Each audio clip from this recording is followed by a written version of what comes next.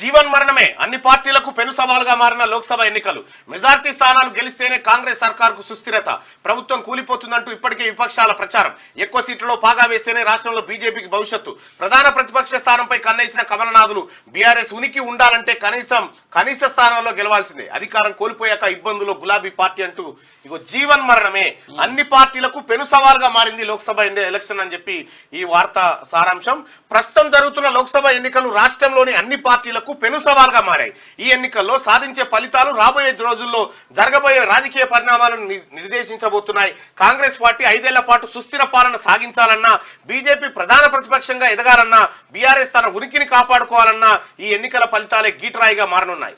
దాంతో ఈ ఎన్నికలు అన్ని పార్టీలకు జీవన్ మరణ సమస్యగా మారాయి. ఓ రకంగా చెప్పాలంటే రాష్ట్రంలోని రాజకీయ భవిష్యత్తు పరిణామాలకు ఈ ఎన్నికలు నాంది పలకనున్నాయి. రాష్ట్రంలో 4 నెలల క్రితమే అసెంబ్లీ ఎన్నికలు ముగియడం, నాటి అధికార బీఆర్ఎస్ ఓటమి చెంది కాంగ్రెస్ పార్టీ అధికారంలోకి వచ్చిన విషయం తెలిసిందే. కాగా కొత్త ప్రభుత్వం 5 ఏళ్ల పాటు కొనసాగాల్సి ఉన్నందున ప్రస్తుత లోక్సభ ఎన్నికల పట్ల అటు రాజకీయ పార్టీలతో పాటు నాయకులకు ఇటు ఓటర్లకు పెద్దగా ఆసక్తి ఉండకూడదు. కానీ ప్రస్తుతం పరిస్థితి అందుకు భిన్నంగా మారింది. అసెంబ్లీ ఎన్నికలకు మించిన ప్రాధాన్యం పార్లమెంట్ ఎన్నికలు సంతరించుకున్నాయి. ఆయా పార్టీల కత్తి మీద సాములా మారాయి. ఈ ఎన్నికల్లో ప్రజలు ఇచ్చే తీర్పైన పార్టీల భవిష్యత్తు ఆధారపడి ఉందనేది మనకు స్పష్టంగా అర్థమవుతుంది. ఈ జీవన్ మరణ పోరాటమే. ఇటు భారతీయ జనతా పార్టీ బీఆర్ఎస్ ప్లేస్లో కంటే ప్రధాన ప్రతిపక్షం కావాలంటే మెజార్టీ సీట్లు కొట్టాలి. ఇప్పుడు ఉన్నటువంటి కాంగ్రెస్ పార్టీ తన అధికారం సుస్థిరపరచుకోవాలంటే మెజార్టీ సీట్లు కావాల్సిందే. ఇక బీజేపీ కాంగ్రెస్ మాట అటుంస్తే బీఆర్ఎస్ పార్టీ భవిష్యత్తులో ఉనికి ఉందని నిరూపించుకోవాలంటే ఇప్పుడు కొన్ని సీట్లను గెలవాలి. కానీ ఇక్కడ ఉన్నటువంటి పరిస్థితుల్లో తెలంగాణ రాష్ట్రంలో ప్రస్తుతం పరిస్థితి చూస్తూ ఉంటే ప్రస్తుతం కాంగ్రెస్ పార్టీ గ్రౌండ్లో బలంగా ఉంది, కొన్ని చోట్ల అభ్యర్థులు వీక్గా ఉన్నారు.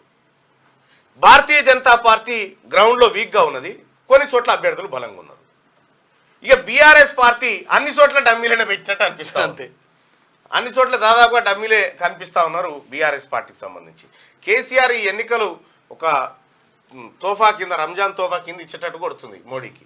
సరే, ఏదేమైనప్పటికీ కూడా కేసీఆర్కు ఇటు భారతీయ జనతా పార్టీకి ఈడో 4 తక్కువ అయితే పోయేది ఏం లేదు, కాంగ్రెస్ పార్టీకి 1-2 తగ్గినా ఏం లేదు. కానీ ఎటొచ్చి టీఆర్ఎస్ పార్టీకి గనక ఏమి రాకపోతే ఎవ్వరుండే పరిస్థితి లేదు. అది వాళ్ళ టైటిల్ ఏం పెట్టారు? జీవన్ మరణమే. జీవన్ మరణమే, బతుకున్నా చచ్చిపోయినట్టే లెక్క జీవన్ మరణమే అంటే.